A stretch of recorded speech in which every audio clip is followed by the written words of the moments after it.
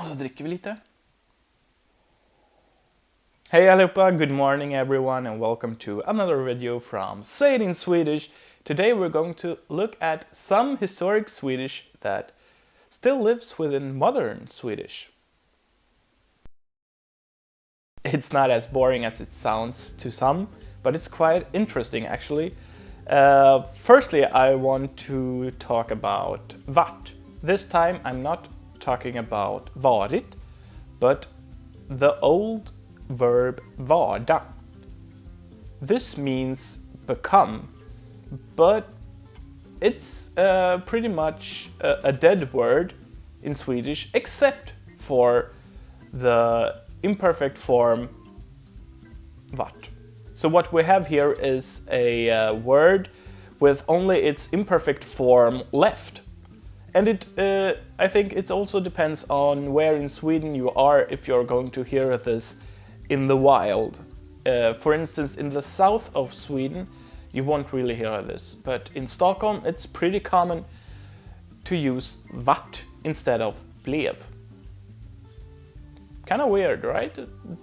You have a verb which isn't used, but only one form of it is still left in modern Swedish.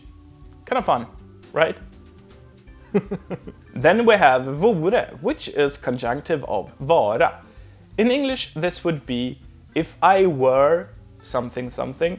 Vore is were here. And the funny thing is that we don't use this form for other verbs. Yeah, it's an old form that has stayed with us for a long time, and it's pretty common to say vore instead of, let's say, skulle vara. Skulle vara, it's the modern conjunctive, like we use it today with other verbs. It's also pretty common to say skulle vara, but vore lives within modern Swedish, and I think it's I mean, I'm a language geek, so I think it's kind of fun, since Swedish doesn't really have a cool grammar. So for other words, basically we say I would swim, or I would walk, I would something something, like I would be, instead of I were, but yeah, I think it's fun. Then we have cases. In modern Swedish we only have two cases, the, normal none case and we have a possessive case. But there are a lot of old expressions that still live within modern Swedish. So for dative we have I sinom tid. In modern Swedish we would say I sin tid, in its time, but we have this old expression in another case, so I sinom tid. And for accusative we have I högan sky. High, meaning hög, but in accusative we have högan, so I högan sky means high in the sky, instead of I hög sky, we say I högan sky. And then we have the possessive case, and I think these expressions are far more common. We say, for instance, till sängs, which means to bed. Till is a preposition that I guess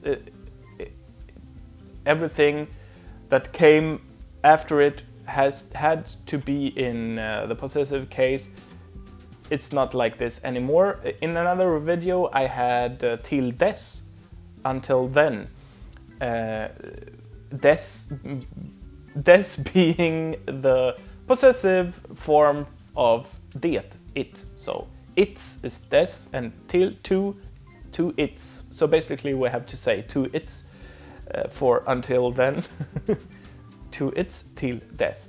And we have a few more set expressions like till sjöss and till skogs. And if we go to bed, we say that we go till sängs. So two forests, 2 C's and the 2 beds. And lastly, I wanted to speak about compound words. We have kyrka, which is an old feminine word. We don't really have that gender anymore in Swedish, but it was feminine, and in compound words like kyrkogård, the A turns into an O. And this is, I mean, in modern Swedish, I would say maybe kyrkogård if I were to construct this word for the first time, but obviously cemetery is a common word to use, so it's kyrkogård.